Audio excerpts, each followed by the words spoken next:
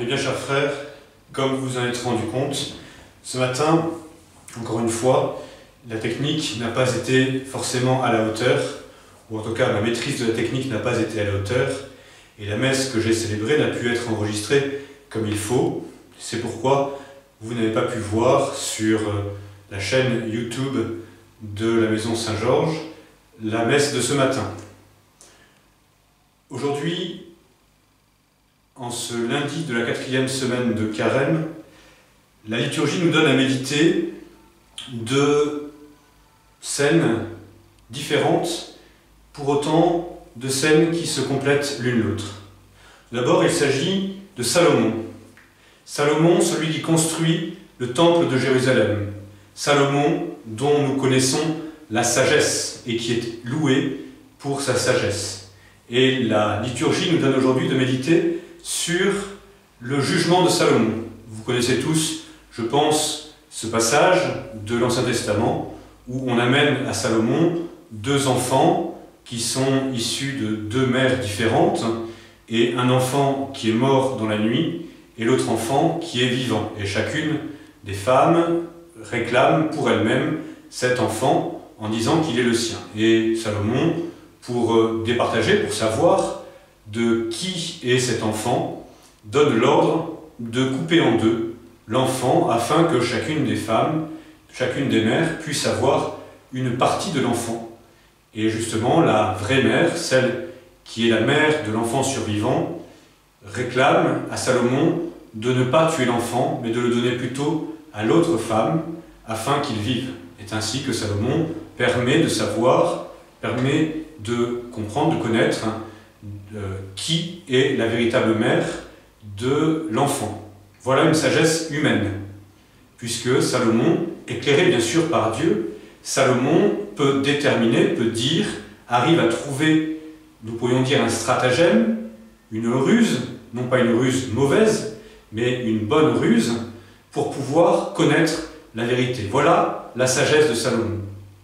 Et puis en face, dans l'évangile d'aujourd'hui, la liturgie nous donne à méditer notre Seigneur Jésus-Christ qui chasse du temple les marchands, en disant « Vous avez fait de la maison de mon Père une maison de brigands et de voleurs. » Il les chasse à coups de fouet, il les chasse pour qu'ils puissent laisser place au temple, à la fonction principale du temple, c'est-à-dire le lieu de la prière, le lieu où Dieu peut être adoré, le lieu de la présence de Dieu.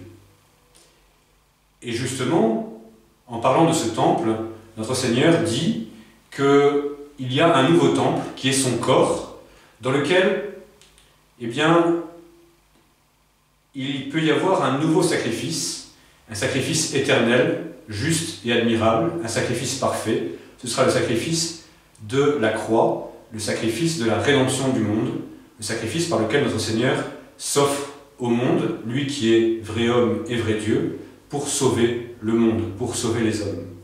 Eh bien, chers frères, c'est justement la sagesse humaine et la sagesse divine, parce que notre Seigneur Jésus-Christ nous montre, par ce zèle de la maison de Dieu, nous montre que nous devons avoir aussi, non pas seulement une sagesse humaine, mais une sagesse divine, une sagesse pour la vie éternelle.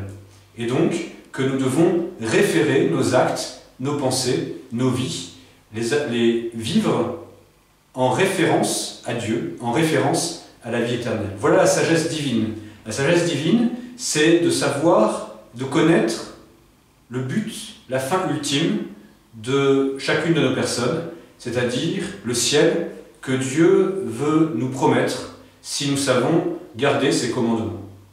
Alors aujourd'hui, nous devons demander particulièrement à notre Seigneur Jésus-Christ d'avoir la grâce de pouvoir connaître la sagesse, de pouvoir juger des choses, non seulement des choses de ce monde, non seulement les actions à mener aujourd'hui dans le monde dans lequel nous sommes, mais de juger aussi selon la sagesse divine, de ne jamais oublier qu'il y a une sagesse divine en chacun d'entre nous, par la grâce de Dieu, de ne pas oublier que nous ne sommes pas faits seulement pour cette terre, pour ce monde matériel et fini, mais que nous sommes faits pour la vie éternelle, la vie qui ne finira jamais, la vie en Dieu, la vie béatifique, le bonheur qui ne s'éteindra jamais. Aujourd'hui, donc, demandons bien à notre Seigneur Jésus-Christ d'avoir le zèle de la maison de Dieu. Le zèle de la maison de Dieu.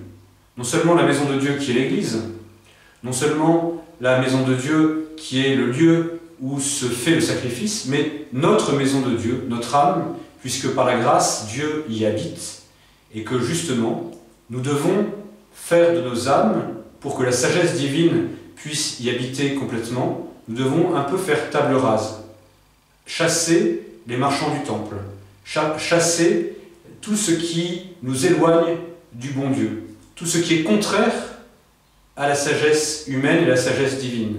La véritable sagesse humaine est forcément orientée, fondamentalement, à un moment ou à un autre, vers la sagesse divine. Donc nous devons demander à Dieu de faire de nos âmes une maison de Dieu, de faire de nos âmes un lieu où le sacrifice, l'action sacrée, puisse s'accomplir. C'est-à-dire où nous pouvons invoquer Dieu, où nous pouvons l'adorer, où nous pouvons le servir et l'aimer, où nous pouvons lui offrir nos sacrifices, nos actions et nos prières.